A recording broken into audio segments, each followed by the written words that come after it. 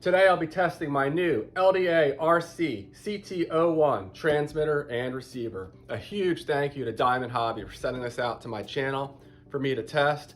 So far this thing has worked really well, and I don't know if there's another transmitter receiver out there that packs as many features as this has at this price point.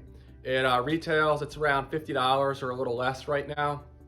It has 8 channels. It has telemetry, so it communicates with the receiver in the car and displays on the screen different information, and I'll go into more detail later on. When it goes out of range, it beeps at you to alert you, and the telemetry tells you that it's gone out of range on the screen. It has signal strength on the screen, which is a really nice feature, and then when it comes back into range, it'll beep at you again. Another really nice feature about this is it has a Li-ion, or maybe it's a, I don't know if it's a LiPo or a Li-ion, but it has a lithium battery, and it's rechargeable. So it has a USB-C connector right there in the back, and you can charge it up, and it tells you how much charge is in the battery on the screen as well. Now, it is a little small. Here's my Dumbo RC transmitter for a comparison. I wish it was a little bigger. Yeah, story of my life. But I find it to be just big enough. I probably have pretty average size hands, and you know, it works well. Just wish it was maybe a ½ inch or so, maybe an inch longer. And then the screen is also a little small, but it's hard to complain at this price point. And I'm gonna go ahead now and walk through some of the features. And one thing about this thing, it does have a lot of nice features, but if you don't program it right or do it exactly right, it's really frustrating. It can be quite tedious. And in this video, I'm going to go into some detail on how to bind this to different RC cars, how to adjust the throttle trim, the steering trim, you know, just using a lot of the basic features that this transmitter offers. And stay tuned. Okay, now I'm going to go ahead and show you some features of the LDARC CT01 transmitter and receiver. Now the receiver here is quite nice. It's clear, and it has LED lights that tell you different things depending on what you're doing. But it can be pretty tedious to program, and it's critical that you see these tiny little numbers here and the positive and negative symbols. You have to be able to decipher those, and I have to zoom in with my phone to see it or have really bright light. They're way too small, but if you get this wrong, it's going to be extremely frustrating because it's not going to bind and program right. So black wires go on the side here. White wires go near the white label. Remember that. Number 1 is furthest from the antenna. Number 7 channel is closest to the antenna. So if you get that right, that's the biggest battle right there. I was going nuts because I couldn't see it and I had it plugged in wrong and things just weren't working properly. So it's already bound to this car. What I'm going to do is show you how to bind it to a new car, or I'll bind it under a different slot in this transmitter. So I'm going to turn the transmitter on, and as you can see, model 2 is the one that's selected. That's my vintage model. So first thing I want to do is change the name so I can keep track of everything. If you don't care about how to change the name, this video is indexed so you can see the next section and skip to it if you want. So the model name here, I'm going to go ahead and call this vintage, or VIN at least. So we're going to go, we scroll the scroll knob here. Here's V. You push it in to go to the next one. I.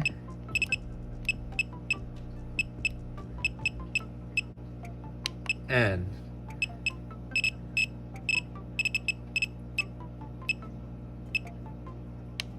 I'll just call it VINT, and then I'm going to scroll this over. Look, you have numbers that come after the letters, and after the numbers you get a dot, a dash, and a star, a couple special characters, And if you go real careful, you can see there's nothing here. So I want that because I don't want anything there. And I'm gonna do the same thing here. I'm gonna keep going until it's just before A, there's a blank. I'm gonna hit the button again, and then I'm gonna hit OK. Now slot 2 is for my vintage cars.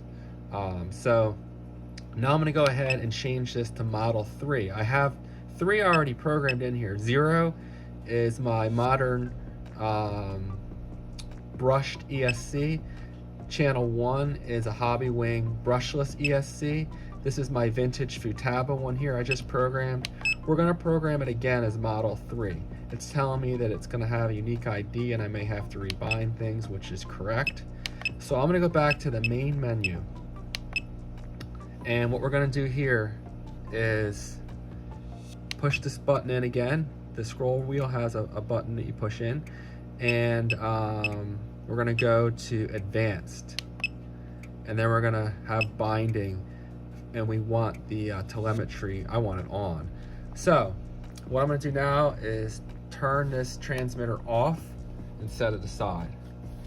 This setup does not have an on-off switch, so I'm just gonna go ahead and plug in the power. And then within the first 10 seconds, I have to hold down the bind button, which is this little button right here.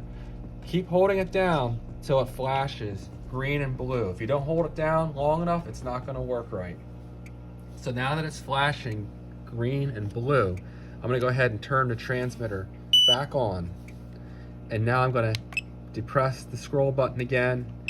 I'm gonna go to advanced. We want telemetry on, so I'm gonna select that. Now I'm gonna go ahead and depress this button again. Notice that now it's blinking red and blue instead of the green and blue. And that means that the binding process is working. But this next step is really important. You want to go ahead and turn the power off to your receiver again, and then turn it back on.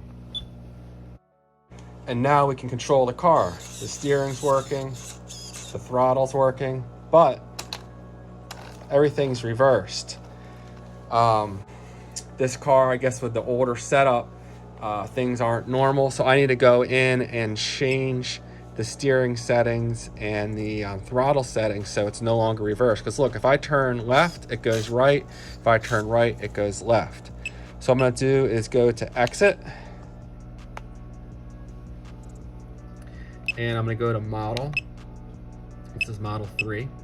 We haven't named it, but that's fine. The steering settings. First, we want to reverse the throttle. So I'm gonna go ahead and reverse is on now, so that's good. I selected that. Also, you can adjust the endpoints, and that means how far the throw is for the servo.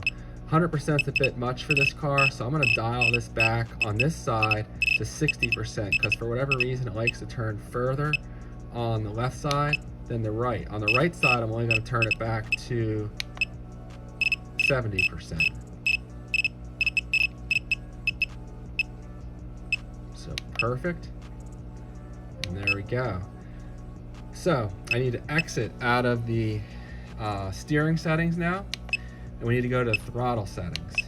Now for throttle, I need the reverse on, so I just hit the button once, and it's on now, and I'm gonna exit out of everything, and now we should be good to go. So check this out. Let me zoom out here for you guys. Now when I turn the steering left, it goes left, right? It goes left, and when I go forward, the car goes forward. So this transmitter is actually really nice. It's just real tedious to use, and there's little things if you mess up, you're gonna be frustrated beyond belief. But if you follow directions and you have really good eyesight, I'm getting older, so my ability to see real small things in dim light is fading, but even still, the markings on here are tiny. If I really zoom in here, even then you can't see it. If I bring the camera down, all right, there you go. You can see the plus and minuses. And again, negative is the black all the way on the right. And we want channel 1 for steering and channel 2 for the electronic speed control. Get that wrong and you'll be really frustrated, like I was. One really nice feature about this receiver, besides the fact it has 8 channels, is it's clear, has a really nice feel to it, seems to be solidly constructed, but it has the LED lights. Now, on camera, they're gonna look like they're flashing and they're not quite as nice looking as they are in person, but depending on what you're doing, there's different colors. So when it's connected, it's blue. When you're connecting the telemetry, it flashes different combinations of red, blue, and green depending on what you're doing specifically. And if it doesn't have a signal, for instance, it'll be red, and sometimes it'll flash, sometimes it won't. There's a breakdown in the manual as to what all these different color sequences mean, but I found it really useful, and it just looks nice as well. So that's a big positive to me as far as this receiver is concerned. Now the manual. Overall, it's decent in that the English is pretty good. I found it pretty easy to read through it and understand what it was saying. The problem is the text is pretty small, so you almost have to zoom in with your cell phone or something to read it. You need bright light, and goes over the features, talks about what all the different buttons are it has. Again, this thing is just packed full of features, and it has that really nice rechargeable battery. Additionally, when you are charging, there's an indicator on it that lights up, and it tells you how much charge is available on the screen as well. And then this is what you see on the screen. Of course, it's much smaller than this, but it tells you what each channel is set to and what it's doing, the battery level, which model you're connected to. It can do up to 5 different models. If the telemetry is working, it does not seem to work well with at least older ESCs. I'm not sure about newer ones, but that's on the screen as well. And then the signal strength. Again, a really nice feature about this is when it does go out of range, it beeps at you. It alerts you that it's gone out of range. And then when it reconnects, it beeps again. As far as the range, I was getting about 500 feet the one time I tested it. I want to test it again in a different location. That would place it, kind of mid-pack. But again, I want to do some more testing before I commit to that being the actual range that it can achieve.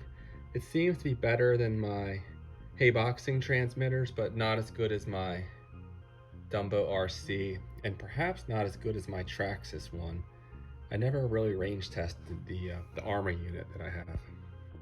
And it brings you through step by step the different screens, and you can follow them pretty well to see how to get to the different features.